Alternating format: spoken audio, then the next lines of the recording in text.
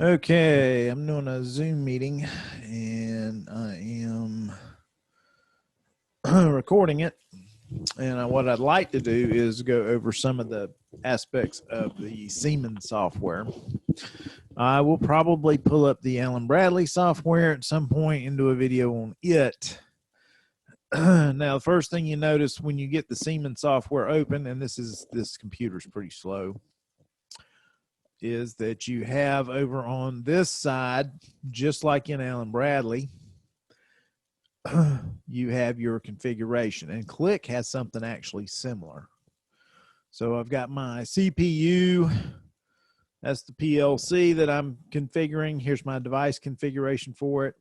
Here are my program blocks, which are my ladders. And they don't have to be ladders, so they just call them object blocks. Tags are here, PLC tags. Default tag table, I actually have these down here. The nice thing about Siemens software is when you click on one of these and it opens over into this center part of the program, it actually creates a little tab for it. So you can see I've got some things open. Right now, I happen to be on screen 1, which is under the HMI, and it's screen 1. And so what I've done is I've created a screen that whereby the HMI would fire each output when I push the button. And then this would be a visual indicator telling me the output's on coming back from the PLC. And I've checked this out. It works pretty well. So I can fire every possible output on the PLC. Now, you should duplicate this on something, whether it's Allen Bradley, whether it's Siemens, whether it's Click. This is actually a pretty good way to take a PLC that you've been given and learn how to interface it with equipment. Now, if you have the drawing and you know how everything's wired, it's a little easier. But when you don't have the drawing and you're not sure how everything's wired and you got to figure stuff out, this is actually a pretty good method for changing. And I think even for upgrading PLCs, you'll find a lot of old PLCs out there with old computers running legacy software that people say, don't touch that, don't update that, don't do anything with that, because it just worked and they're trying to maintain it. But if you do something like this with a new PLC and you got the right number of outputs that you need, obviously, and the right number of inputs, these are indicator lights telling me if an input's on. So, and I've got all of them there. So if I wire this up, say to the MPS line, I can fire all the outputs one at a time, and I can turn them on and off, and I can see what inputs happen. So I can then quickly go in and build my tag table for that machine. I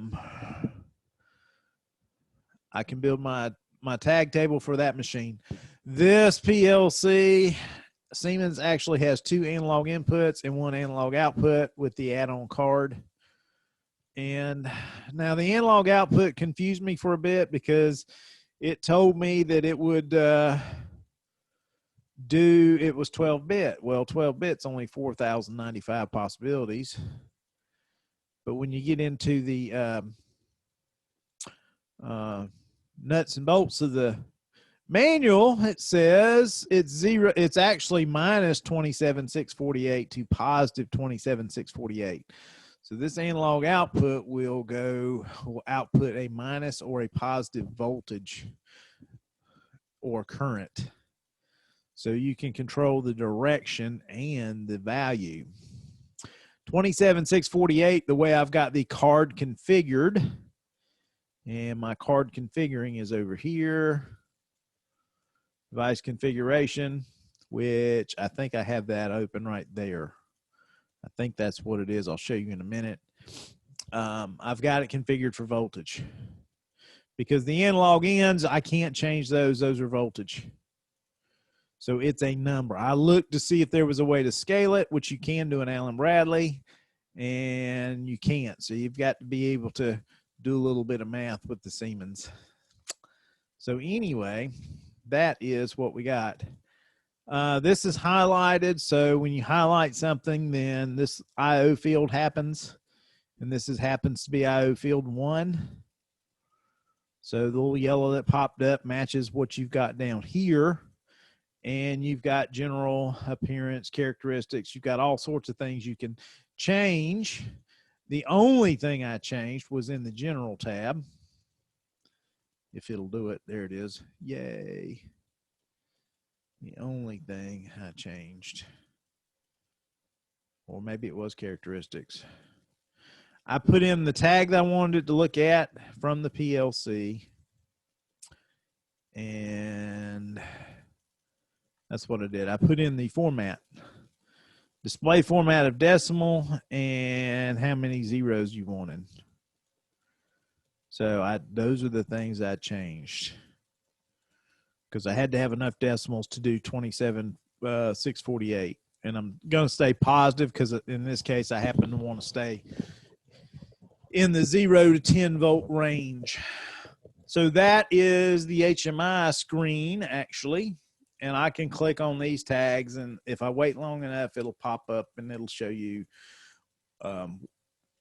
what characteristics I had. For the inputs, I think all I had to do was show the tag and say, hey, when it's on, illuminate it. When it's off, unilluminate it. I did the same with the outputs over here on these lights beside the buttons. And for the buttons, all I did was invert. So every time you push the button, you invert it. So if it's a 0, it becomes a 1. If it's a 1, it becomes a 0. Stay simple. This looks complicated, but it's really the same simple stuff repeated. Okay. So that's screen 1. Now let's go into PLC. And come on, tab. Come on. You can do it. You can do it. It updated, but it hadn't changed yet. You can do it. You can do it. Yeah, and I spec'd out. Computers, don't know. There's a lot to get new computers. So this shows me my PLC, and it's basically a standalone unit. I think I've got it set up to where it sees the network, where you can look at it from a network standpoint, I think. And this PLC actually has the Ethernet cable going to a switch, and then the switch goes to the HMI. But basically, I'd tell the HMI that I was going to be getting stuff from the PLC via the internet, and the PLC and the HMI communicate via the internet, and it goes through a switch, which isn't really shown, but that's what's happening.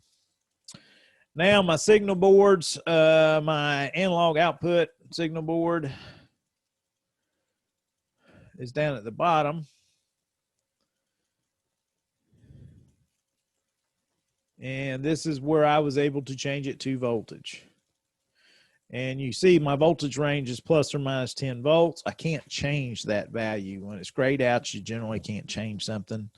You can put in a value for when the process changes from run to stop if you want to. I think you can set it to hold last. And that's really all I did. It tells me what my addresses are, which I needed to know from the tag standpoint. So I can go in and basically set up these. I think maybe I put a tag in it. Let's see, I don't remember. Let's look at the main program block. All I did was go in there and put one ladder logic, and I just wanted an output. But my output went to a memory location. So I'm not actually going to a physical output on the PLC. I'm just going to a memory location. This is just something to let a placeholder, if you will, when I was setting up this program so that the so that the PLC had some program to run, even though all it's doing is every time it goes through, it just refreshes that output. One thing to point out here is in the TIA portal, which we're using, I don't have 4 programming languages. I have 2.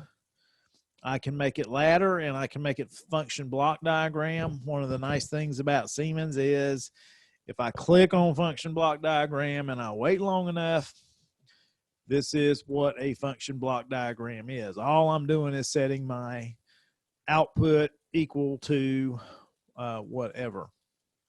So that's what it looks like in function block diagram. The choices up here changed. I've got an AND gate, an OR gate, an empty box, input, an output, and what's that? Open a branch. And then my assignment, and I use the assignment. So all I did was assign a value. If you don't want to look at function block diagram, you can go back to ladder. Siemens is kind of nice. It will actually convert it for you if it can. So that's pretty neat. The other table is the tag table, and this came up the other night. Actually on the Allen Bradley side.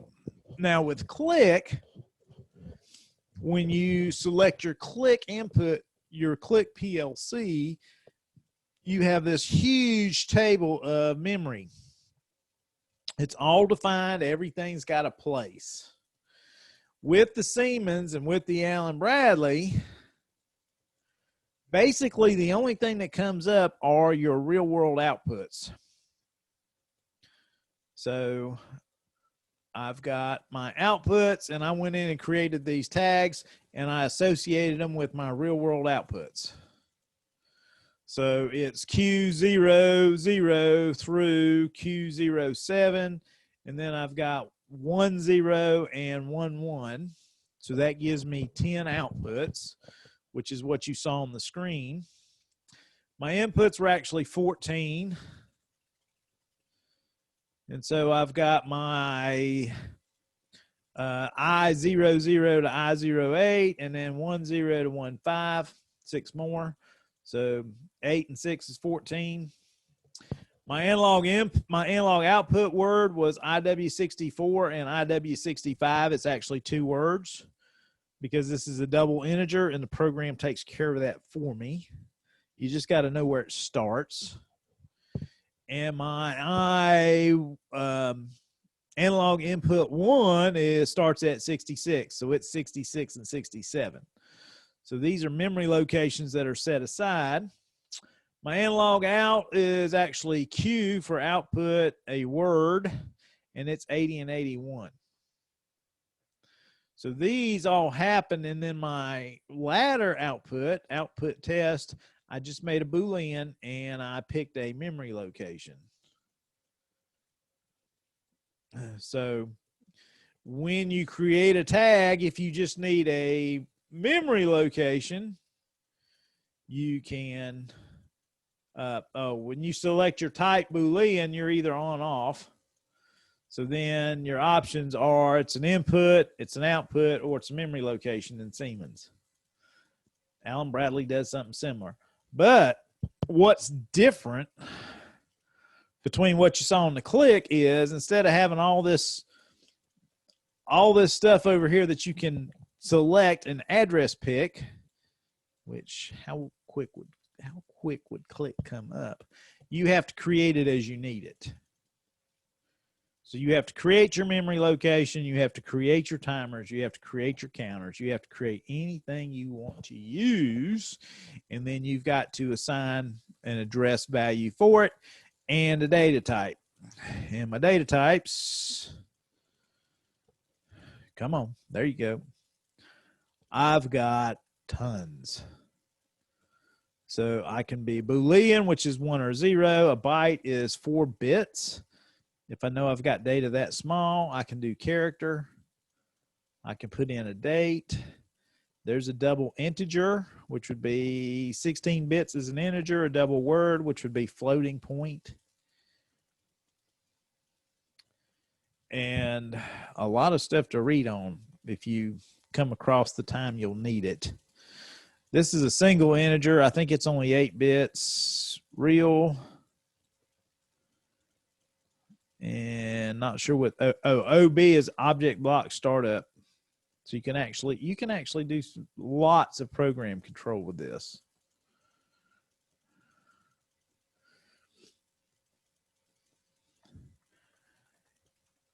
If you come up in the default and you start typing it, then your Boolean selection will come up and you're good. And then your memory type will come up and you can make the selections you want. So it's pretty easy to add a tag. Again, be simple. Do simple stuff. Do easy stuff that you've seen and just get experience managing the software. As I pointed out in the Siemens, the HMI is sort of integrated into the software. And this is TIA. It's actually version 16. We've got TIA version 15 on the laptops. This is one I was going to get some stuff demonstrated today. I don't know if I can keep up because my computer's not that fast. But I wanted to go through and just sort of show you that. And if I go back to my main object block, I can add. And as long as if I type something in network 2, then network 3 would show up. So it's adding automatically for me. And then here's my standard ladder functions. And if I have an empty box, I can put stuff in. And over here is my instruction list. So I've got my general, bit logic, timer, counter, comparator, math functions, move, conversion, program, everything. Then I've got extended. I can actually do time of day, I think. So these things you can actually set the time on them and have them do things at certain times. PID control, I think it has a PID in it. So you got all sorts of options. So instruction, and then you got tabs over here on the end. This one would be testing. And if you want to know about it, this is where you go in the book. I mean, there is so many possibilities. So many possibilities. We just want you to get, where you're getting your feet wet a little bit. As far as doing fancy stuff, I don't think anybody uses all this, or if they do, then they have got the experience and they're comfortable with the software to the point that they're ready to add that. And that's where you got to get.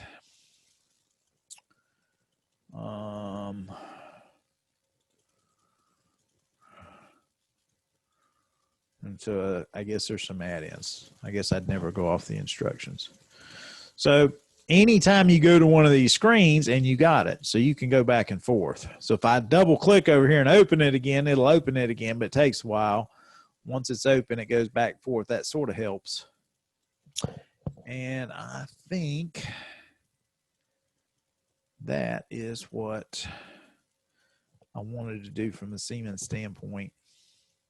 So Siemens is totally integrated, which is what TIA stands for, totally integrated automation. The HMI and the PLC. The devices and network is you actually drag and drop the connections between them so it knows. And if you got it on extended network, I don't remember if there was a way to add a switch or not. But it knows to get information from the internet. And the HMI has an IP address. The PLC has an IP address, so they know to look for each other's IP addresses if there is additional stuff on the network. So they will continue to communicate. So it's fully integrated. You add tags as you need to. And let's see how fast the click would open. So there's version 260. Come on, click. Come on, click.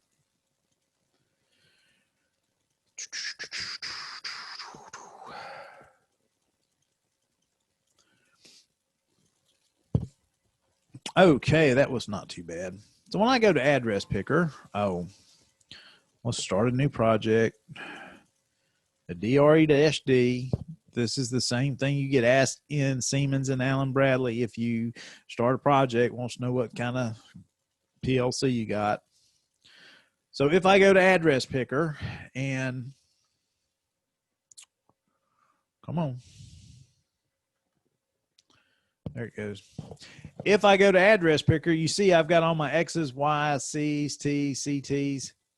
So that would be inputs, outputs, counters, timers, control relays, sorry, timers, counters, and system control relays. And now I get into my words. So everything is in there. So I can have input words, output words.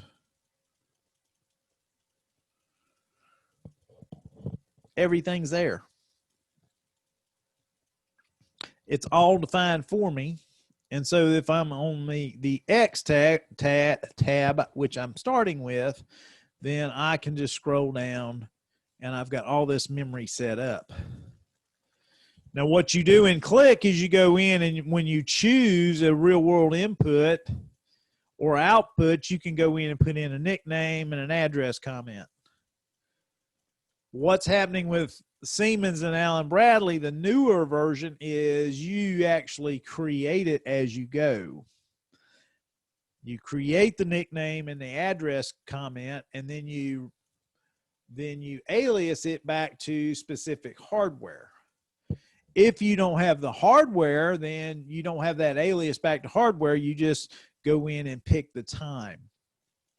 So like in Siemens, you could set up a timer, counter, Allen Bradley timer, counter. You can name it anything you want. And it doesn't go back to a specific memory address. So that was sort of the big change when we went from hardware based to what we call tag based. So you just create the tags as you need them. And that's really the big change between older PLCs and newer PLCs. So depending on what you got, you may be able to go in and choose, because I can choose X104 as an input. I can't really use it. It's there in my memory. It's there in my PLC, but I can't really use it because I would have to have a card in my first slot for that input. I can't really control it. If I want a memory location and Click, I have to go to the C's, and you see all the C's I've got. So here's the first 100. I've got 2,000 Boolean points I can use as I see fit. I want to do a timer. I've got 500 timers that I can use as I see fit. They're already predefined. In the Allen Bradley and Siemens world, when you create them and you create a tag, you've got to make sure you get the right kind of tag and you get the right kind of values in there. So you're actually doing the same thing, but you're approaching it differently. Here you pick a point that's in memory and you assign it a nickname and an address. And in the Siemens, if I go back to the tag table, I type a name and then I go in and say what type it is. So this is really my label or my definition, and then I go in and I find something in memory I can use. It's two different ways to approach the same thing. The good news is this then shows up.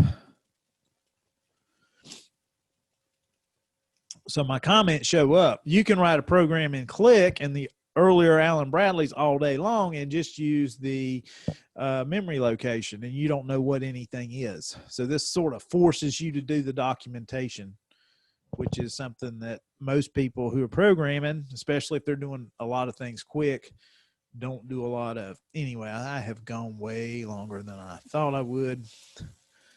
But I hope this was good, and I hope this is helpful, and I'll try and do one for Allen Bradley. Thank you.